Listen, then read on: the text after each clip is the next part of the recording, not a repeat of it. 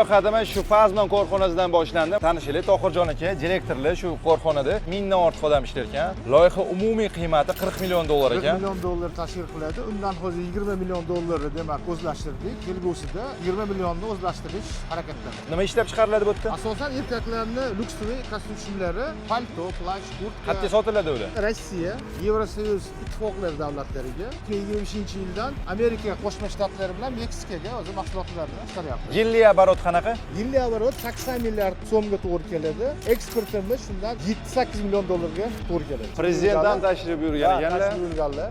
Oho! Ishlab chiqarish maydoni 12 ming metr kvadrat. Dastgohlarimizni asosan Germaniya, Yaponiya, Turkiya davlatlaridan keltirganmiz. Dastgohlarning umumiy qiymati 3 million dollarga to'g'ri keladi. Amerikani ko'ynagini tikyapmiz. Marcello bilan Meksikani Quadro degan brendi bor. Shularga o'zi ko'ynak yetkazib boryapmiz. 80% mahsulotimiz kostyum shim. Qachon oqlanadi bu loyiha endi? Biz buni kreditga qurmaganmiz, Jahongir aka. Buni o'zimiz mablag'imiz bilan qurganmiz. Bitta mahsulotning ham egasi bor. Zakaz qiladi, tikamiz. Ahmad aka shu Fazman zavodini uchuvchilaridan biri 33% ulushungiz bor. 3 ta aka-uka ekansizlar, radnoy.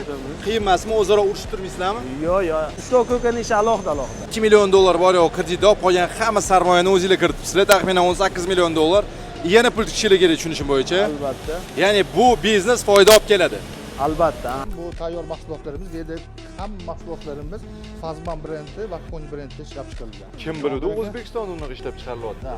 Rivojlanish hali katta, ya'ni 2-3 ta zavod qurishmoqchi va undan tashqari Xitoy bilan konkurensiya qila olamiz va Xitoydan sifatimiz zo'r. Turkiyadan keyin O'zbekiston turadi deyishadi. O'zinglar uchun qilib olinglar. To'g'ri. Rahmat.